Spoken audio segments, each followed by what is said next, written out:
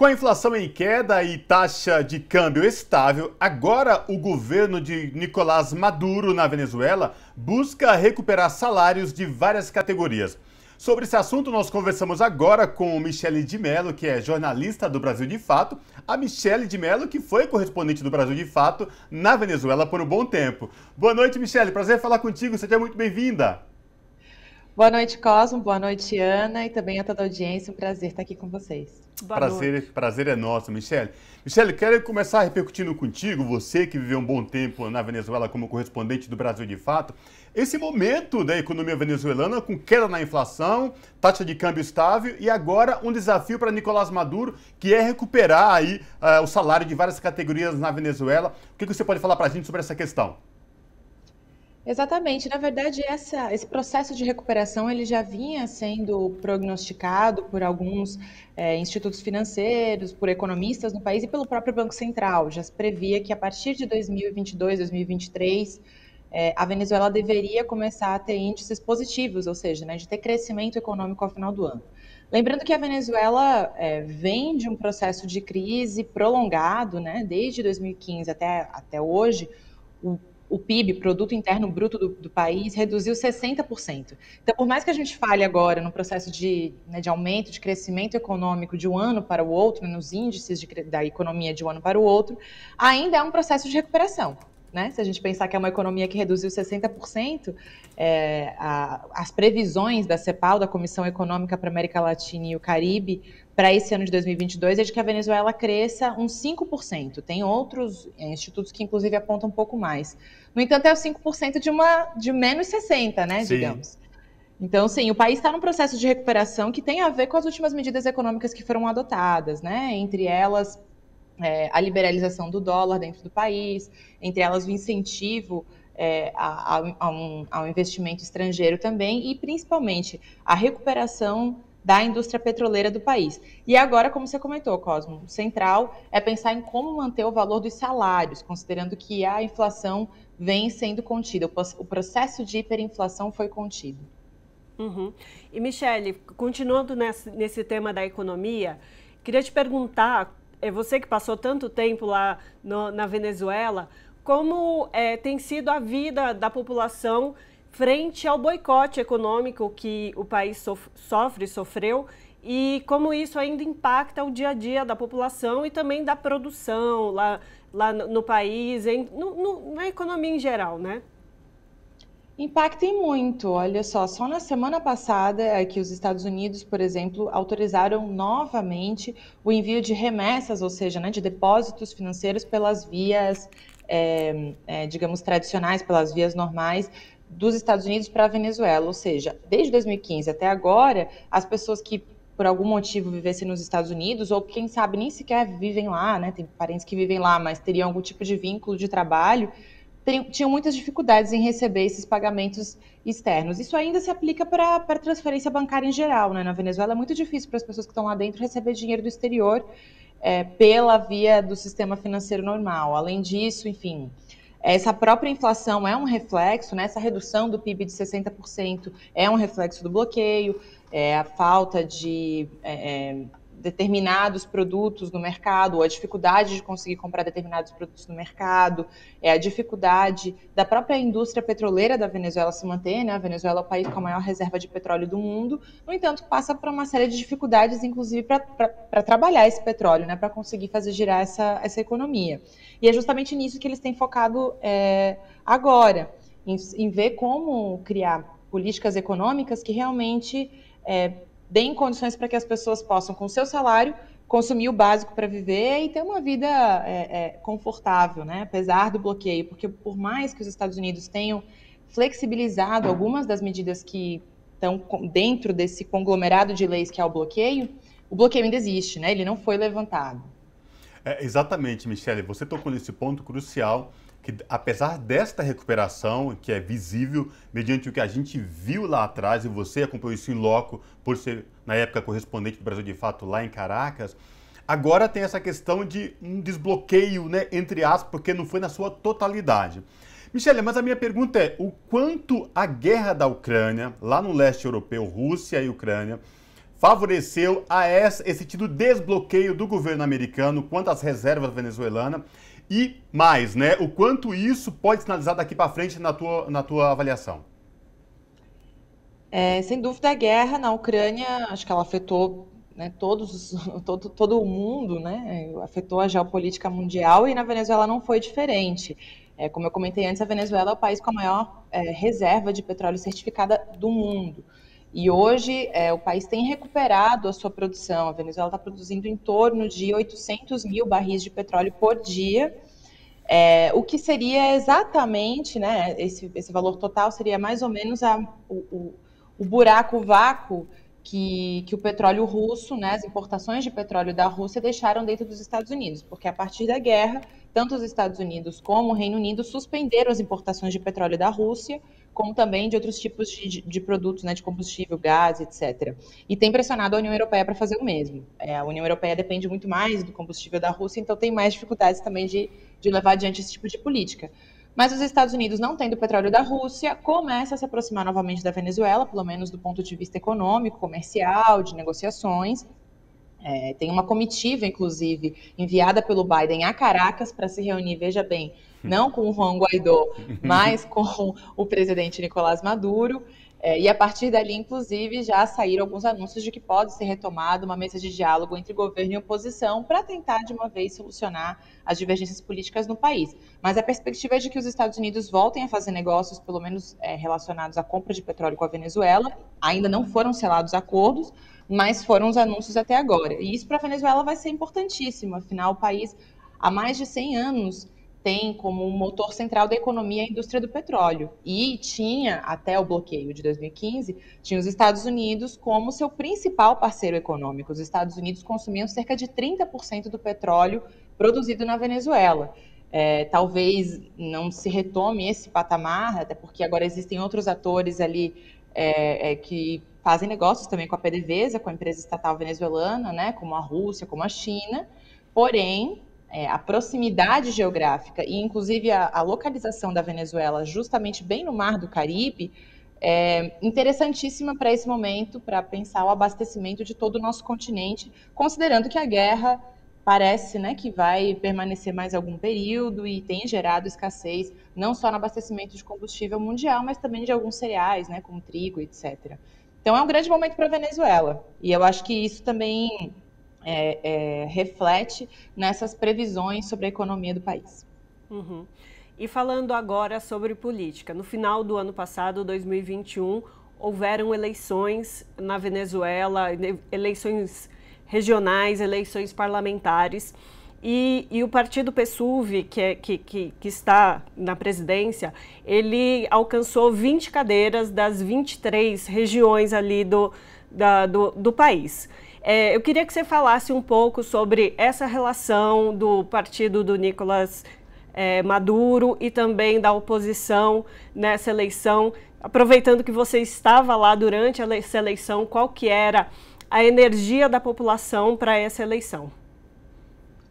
No ano passado houve eleições regionais, né, para eleger os governos estaduais, prefeitos e vereadores. O partido governante, o PSUV, saiu vitorioso, realmente, na maioria das regiões. Teve estados importantes nos quais o PSUV antes governava e que agora venceu a oposição. E também em quantidade de votos, né? Se reunir todas as chapas da oposição, a oposição teve mais votos do que o oficialismo, né? Do que o PSUV, o chavismo. No entanto, a oposição saiu dividida em mais de uma chapa e não conseguiu fazer tantos governos estaduais. Isso representa bastante reflexo de como está a sociedade venezuelana hoje, né? Consciente de que um governo com uma característica mais conservadora, com um projeto mais liberal, um projeto econômico mais liberal, não vai melhorar a condição de vida das pessoas, no entanto, com um certo cansaço também em relação às condições de vida e com algumas críticas ao chavismo. No entanto, o chavismo continua sendo hegemônico no país, né? Continua tendo a maioria do apoio, a maioria das pessoas continuam apostando pelo projeto político atual. E isso tem sido demonstrado tanto nas eleições do ano passado, as eleições regionais, como nas anteriores, as legislativas, em dezembro de 2020. Tanto é que a oposição que vinha tentando deslegitimar os processos eleitorais, que vinha tentando não reconhecer as instituições públicas venezuelanas, teve que retomar a disputa eleitoral, né? Retomar a disputa nas urnas, tanto nas eleições legislativas em 2020 como agora em 2021, nas duas, inclusive, houve um aumento de participação da oposição, né? Nessas últimas eleições, todos os setores da oposição disputaram. E isso é um reflexo também da derrota desses setores, né, da derrota do que eles vinham propondo, que era uma ruptura total da Constituição venezuelana. Um golpe. Michele, você, o tempo que foi correspondente do Brasil de Fato lá em Caracas, na Venezuela, imagino que você deve ter passado por várias situações, né? E aí eu vou aproveitar a tua presença aqui no Revista Brasil TVT para que você, de fato, fale para os nossos telespectadores da TVT e também ouvintes da Rádio Brasil Atual, o que mais te marcou, o período que você foi correspondente lá, e mais, para quem viveu na Venezuela e agora você está de volta no Brasil, você acreditava que essa reviravolta ia acontecer tão rápido? Vou começar pela segunda. Tá bom. Não acreditava que essa reviravolta aconteceria tão rápido, apesar da Venezuela ter essa característica. Eu acho que é um país que ele pulsa muito, né? Que constantemente as coisas acontecem e mudam, e é um país muito ativo, tanto no aspecto político como no aspecto econômico. E isso também tem a ver com a dependência do petróleo, né? Quando você tem um país que tem uma base econômica muito vinculada ao petróleo, que é um mercado tão volátil, eu acho que você também tem processos mais acelerados, assim, né? Que a gente não está tão acostumado aqui no Brasil. Né? São processos que demoram, né? Se a gente for pensar desde quando aconteceu o golpe até agora, olha quanta coisa aconteceu, realmente, Sim. Mas demoramos alguns anos para começar a pensar numa retomada aí de reorganização de um setor progressista na nossa política. Na Venezuela, tudo isso poderia ter acontecido num ano, talvez. Mas é isso também, é difícil a gente fazer essas comparações, né? São processos diferentes. Mas acho que teve tanto os impactos da pandemia, que era algo inesperado, como a própria guerra, que era algo inesperado, né? Então foram dois elementos que aceleraram muito essa mudança na correlação de forças mundial e também nas necessidades, né? nas demandas dos distintos países, né? Aceleraram a crise econômica mundial. E isso, de alguma maneira, para a Venezuela, acabou sendo alguma forma, né, de sair aí das amarras, algumas amarras do bloqueio e se reposicionar no jogo geopolítico mundial. Agora, o que mais me impressionou lá na Venezuela, eu acho que é a forma como eles são parecidos com os brasileiros, né? A gente recebe tanta notícia ruim da Venezuela aqui no Brasil, pelo menos pelos meios de comunicação aí tradicionais, né? Pela internet e tal.